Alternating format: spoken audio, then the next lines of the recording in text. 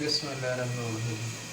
अभी जो है वो एवोकैडोज नंबर पे ही टॉपिक है जिसमें एग्जांपल नंबर 9 को हम जो है वो सोल्व करेंगे आपके पास। क्या आपने अगर एवोकैडोज नंबर का वो पढ़ लिया हुआ तो मेरे ख्याल से बहुत ईजी आपको ये एग्जांपल लगने वाली आज। इसमें देखें कि क्या हुआ आपके पास, हमने 10 ग्राम्स ये गिवन डाटा के पास, ये गिवन डाटा है और गिवन डाटा के बाद ये हमने चीज़ें फाइंड आउट करनी है आपके पास, ये भी हमने फाइंड करना है, ये भी करना है, ये भी करना है और ये भी चीज़ें फाइंड करनी है आपके पास। चलिए भी इस चीज़ को हम जो है वो एक्सप्लेन करते हैं।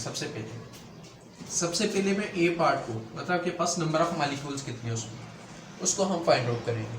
तो उसको फाइंड करने के लिए सबसे पहले जो है वो फार्मूला आपके पास लगेगा नंबर ऑफ मॉलिक्यूल्स वाला आपके पास। उसमें हमारे पास सबसे पहले डाटा क्या आपके पास, मास ऑफ H3PO4 वो कितने आपके पास, वो 10 ग्राम है आपके पास। अगर मोलर मास की बात करें, मोलर मास ऑफ H3PO4 तो वो कितना बनता है आपके पास, वो टोटल ओवरऑल आपके पास 98 ग्राम बनता है। आप लोगों ने कैलकुलेट कर लेना आपके पास, क्योंकि ये पिछले वाले एग्जांपल में मैंने क्लियरफाई किया आपके पास। अगर मोलर मास की बात कर रहे हैं तो क्या लगेगा, पर मोल भी लगेगा साथ में। अच्छा, नेक्स्ट हम बात कर लेते हैं उनके पास कि अभी इसमें नंबर ऑफ मॉलिक्यूल्स कितने हैं। फिर नंबर ऑफ H3PO4 ये कितने आपके पास मिलेंगे, इतने मॉलिक्यूल्स कितने मिलेंगे आपके पास। हमने क्या करना होता है, मास को ऊपर रखना होता है, मोलर मास को नीचे रखना होता है, मल्टीप्लाई बाय Na कर देना होता है। इसके फार्मूले के अंदर वैल्यू पुट कर देंगे आपके पास। मास 10 है, मोलर मास 98 है और एवोगैड्रोस नंबर 6.02 10 की पावर 23 है आपके पास। तो टोटल जो मॉलिक्यूल्स हमें मिले इसमें, नंबर ऑफ मॉलिक्यूल्स आपके पास H3PO4 के, नंबर ऑफ मॉलिक्यूल्स H3PO4 के आपके पास वो कितने मिले आपके पास, वो हमें मिले हैं 6.14 मल्टीप्लाई बाय 10 की पावर 22 आपके पास इतने मॉलिक्यूल्स मिले। तो सबसे पहला उसका जो है पॉइंट उसका क्लियरिफाई होगा आपके पास, पहला आंसर उसका आ गया जो हम फाइंड करना चाहते हैं। Number of molecules of H3PO4 कितने हैं आपके पास 10 ग्राम्स के अंदर, तो वो हमने फाइंड कर लिया। नेक्स्ट हमारा काम है के पास कि इसमें पॉजिटिव और नेगेटिव आयंस कितने हैं आपके पास। तो ये भी बहुत ही सिंपल है आपके पास। हमने क्या करना होता है, इक्वेशन लिखें, इक्वेशन से आपको सारा का सारा क्लियरिफाई होगा। H3PO4 है आपके पास, H3PO4 में से आपके पास कितने H पॉजिटिव आपके पास, इसमें से निकल सकते हैं दो चीजें, H पॉजिटिव आयंस और PO4 नेगेटिव आयंस आपके पास। होता क्या है यहाँ पे, इक्वेशन में थोड़ी सी मेंशन कर दूं, H3PO4 अगर ये अपने आप को एनालाइज करते तो H पॉजिटिव वाले 3 बनाता है, साथ में PO4 आपके पास 3 नेगेटिव बनता है यहाँ पे। ये इसकी इक्वेशन है। इस इक्वेशन को देखते हुए हमने देखा इसका अगर एक मॉलिक्यूल है तो H पॉजिटिव भी एक मिलेगा और PO4 मतलब नेगेटिव आयंस वो भी एक मिलेगा। ऐसे ही है? नहीं, ऐसा नहीं है, क्योंकि यहाँ पे PO4 तो हमें एक मिलेगा, लेकिन H पॉजिटिव आयंस कितने मिल रहे हैं, एक मॉलिक्यूल से 3 मिल रहे हैं आपके पास। तो यहाँ पे 3 मेंशन करें आपके पास, मतलब इसके जितने भी नंबर ऑफ मॉलिक्यूल्स होंगे H पॉजिटिव उसके 3 गुना होंगे आपके पास। 3 गुना का मतलब 3 से मल्टीप्लाई करते हैं, दैट्स ऑल। यहाँ पे देखिए अगर ये इस कितने मॉलिक्यूल्स हैं आपके पास, तो आपने कहना है कि 6.14 10 की पावर 22 अगर मॉलिक्यूल्स हैं इसके, तो इसके 3 टाइम होंगे इसके 6.14 मल्टीप्लाई बाय 10 की पावर 22 हाइड्रोजन एटम्स आ गए। इसके बाद क्योंकि ये दोनों सेम है, इट मीन जितने इसके मॉलिक्यूल होंगे उतने इसके मॉलिक्यूल होंगे इसके पास, मतलब 6.14 10 की पावर 22 इतने मॉलिक्यूल्स इसके PO4 के होंगे इसके पास। तो हमें यहाँ से डाटा इसका मिल गया कि नेगेटिव और पॉजिटिव आयंस कितने हैं। अगर यहाँ पे फिर हमने मेंशन कर देना है हेंस द टोटल अभी पॉजिटिव आयन वो कितने हैं, टोटल पॉजिटिव आयन और टोटल नेगेटिव आयन आपने इसे सोल्व करना है और यहाँ पे लिख देना है कितने बनते हैं आपके पास। इसके आपके पास बनते हैं 1.842 मल्टीप्लाई बाय 10 की पावर 23 आपके पास, और जबकि इसके आपके पास वो सेम टू सेम वही होंगे। तो इस तरीके से आपके पास ये दोनों के दोनों आपके पास इसके आंसर आ गए आपके पास, जो कि वो फाइंड करने के लिए कह रहा था कि नेगेटिव आयंस कितने हैं और पॉजिटिव और नेगेटिव आयंस कितने हैं, तो वो हमने फाइंड कर लिए। तो इसके बाद आपके पास हम ये भी कर चुके हैं, ये भी कर चुके हैं। अभी उसके मास ऑफ इंडिविजुअल आयंस की तरफ आ जाते हैं कि मास ऑफ इंडिविजुअल आयंस कितना है आपके पास, कि उनका मास कितना है आपके पास। वो फाइंड करने के लिए बहुत ही सिंपल है आपके पास। आपको पॉजिटिव आंसर भी पता है और नेगेटिव आंसर भी पता है, मतलब नंबर ऑफ पॉजिटिव आंसर भी पता है, नंबर ऑफ नेगेटिव आंसर भी पता है, तो इजीली मास फाइंड हो जाएगा। देखते हैं किस तरीके से हम कर सकते हैं आपके पास। मैं थोड़ा सा इसे रेज कर देता हूँ यहाँ से। हमें तो जस्ट ये डाटा चाहिए आपके पास, इस डाटा से हम सारी की सारी चीज़ें निकाल सकते हैं। नंबर ऑफ पॉजिटिव, और इसको रेज कर देता हूँ मैं अभी। देखेंगे हमारे पास क्या चीज़ है, हम कैसे निकाल सकते हैं उसका mass. Number of positive ions is equal to किस चीज़ के इक्वल आपके पास, मास ऑफ आयन,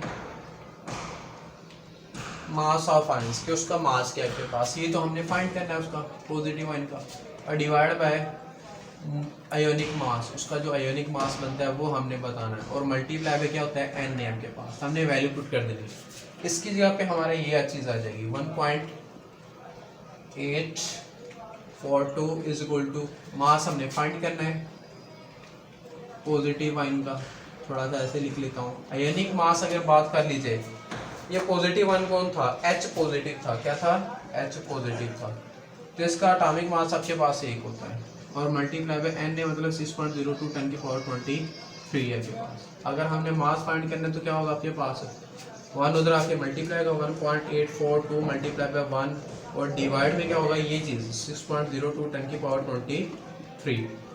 तो टोटल ओवरऑल इसका जो मास है पॉजिटिव का, तो कितना है आपके पास है, मास ऑफ पॉजिटिव आयन आपके पास है। इसको सोल्व करने के बाद आपके पास जो रिजल्ट बनता है वो 0.308 ग्राम्स बनता है। इस तरीके से हमें उसका मास पता चल जाएगा, ये उसका आंसर होने का। सेकंड क्या चीज़ है आपके पास, हमने इसका मास फाइंड करना है, तो इसका किस तरीके से करना है, सेम टू सेम वही हमने काम करना है। क्या हुआ था आपके पास, नंबर ऑफ पॉजिटिव तो नंबर ऑफ नेगेटिव आयंस हो जाएगा आपके पास।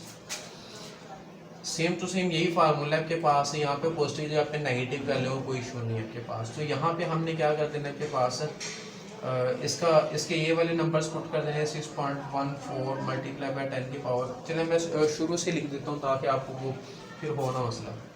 Number of negative ions is equal to mass of ion divide by ionic mass multiply by n है आपके पास। वैल्यू पुट करते हैं आपके पास, इसकी वैल्यू इतनी है, और इसका जो आयोनिक मास है, क्योंकि आपके पास ये सल्फेट है PO4 है 3 नेगेटिव, ये PO4 असल में इसका जो मास है वो टोटल ही 95 ग्राम आपके पास एटॉमिक मास आपके पास, तो यहाँ पे 95 हो जाएगा। मास यहाँ पे हमने फाइंड करना है नेगेटिव का, और n है आपके पास 6.02 10 की पावर 23 बनती है। आपने क्या करना है, यहाँ पे डिवाइड हो रहा है, इधर आके मल्टीप्लाई हो जाएगा, ये इधर आके डिवाइड हो जाएगा। बाद में लास्ट पे आपके पास ये मैं रेज कर देता हूँ ताकि इधर आंसर आ सके आपके पास। इसका आंसर क्या होगा आपके पास, क्या होगा 6.14 मल्टीप्लाई बाय 10 की पावर 22 मल्टीप्लाई बाय 95, और डिवाइड में क्या हो जाएगा ये चीज़। तो आपके पास इसका जो रिजल्ट आया वो क्या है आपके पास, मास ऑफ नेगेटिव आयंस का वो आपके पास आया है 9.689 ग्राम आपके पास है, ग्राम जितने मास ऑफ नेगेटिव आयन के पास। दैट्स ऑल आपके पास। मेरे ख्याल से ये थर्ड पॉइंट क्लियर हो, इंडिविजुअल आयंस का हमने फाइंड कर लिया। इंडिविजुअल आयंस के बाद हमारा जो काम है देन आपके पास वो नंबर ऑफ पॉजिटिव और नेगेटिव आयंस है। कि नंबर ऑफ पॉजिटिव आयंस कितने बनते हैं, चार्ज, ये चार्ज आपके पास आयंस हमने निकाली है, चार्ज की तरफ आ जाते हैं। चार्ज बहुत ही सिंपल है आपके पास, अगर देखा जाए तो किसी भी इक्वेशन के अंदर आपके पास चार्ज कभी भी वो चेंज नहीं होता, चार्ज सेम रहता है। अगर यहाँ पे देखा जाए तो चार्ज आपके पास 3 आया था आपके पास, PO4 3 नेगेटिव, और H पॉजिटिव भी जो था आपके पास वो भी 3 था। 3 का मतलब एक पॉजिटिव यहाँ पे है, एक पॉजिटिव यहाँ पे, एक पॉजिटिव यहाँ पे, मतलब ये इन तीनों को मिला दो तो आपके पास फिर भी 3 बनता है। अगर PO4 के ऊपर देख लो तो वो भी क्या है 3 नेगेटिव, मतलब पॉजिटिव 3 और नेगेटिव 3, चार्ज तीनों मतलब इक्वेशन में सेम बनता है। अगर पॉजिटिव 3 है तो नेगेटिव भी 3 होगा। तो हमने काम ये करना है जस्ट आपके पास कि हमने एक जो है वो फाइंड कर लेगा, दूसरा भी फाइंड हो जाएगा। हमारे पास कितने आपके पास वो मिल रहे थे आपके पास, अगर बात की जाए तो एक मॉलिक्यूल जो आपके पास उसका एक मॉलिक्यूल में H3PO4 जो था आपके पास उसमें 6.14 मल्टीप्लाई बाय 10 की पावर 22 मॉलिक्यूल्स थे। तो उसमें ये कितने एच पॉजिटिव चार्ज कितना होता है आपके पास, एच पॉजिटिव वाला। चलिए पॉजिटिव चार्ज की बात कर लेते हैं। पॉजिटिव चार्ज वो भी कितना मिलता है, 3 गुना, तो 3 से इसको मल्टीप्लाई कर दो और मल्टीप्लाई करने के बाद जो भी रिजल्ट आएगा वही उसका नेगेटिव चार्ज भी होगा आपके पास। 3 मल्टीप्लाई बाय 6.14 मल्टीप्लाई बाय 10 की पावर 23, मतलब आपके पास ये दोनों के पॉजिटिव और नेगेटिव आंसर सेम मिलेंगे। नेगेटिव और पॉजिटिव आंसर क्या मिलेंगे, सेम मिलेंगे। हैंस पॉजिटिव चार्ज बल्कि positive as negative charge are same. और कितना आपके पास सेम, कितना आपके पास, इसको मल्टीप्लाई करें देन रिजल्ट आपके पास जो होता है 1.842 मल्टीप्लाई बाय 10 की पावर 23 आपके पास ये चार्ज आपके पास जो है देखने को मिलता है। मेरे ख्याल से आपके पास ये फोर्थ पॉइंट भी क्लियर हो गई आपके पास। हेंस पॉजिटिव और नेगेटिव चार्ज आर सेम और कितने आपके पास 1.842 मल्टीप्लाई बाय 10, क्योंकि इसको भी 3 से कर रहे हैं, इसको भी 3 से कर रहे हैं, ठीक है। चार्ज सेम होता है जैसे कि मैंने पहले मेंशन कर दिया, इसका चार्ज और इसका चार्ज दोनों का सेम होगा, नेगेटिव भी और पॉजिटिव भी। That's all. एग्जांपल मेरे ख्याल से क्लियरिफाई हो गया अभी। अभी नेक्स्ट जो है वो हम एग्जांपल नंबर जो है वो 10 की तरफ जाएंगे आपके पास, मतलब आपके पास मूलर वॉल्यूम की तरफ जाएंगे, उसका जो नेक्स्ट टॉपिक है आपके पास। ओके, खुदा हाफिज़।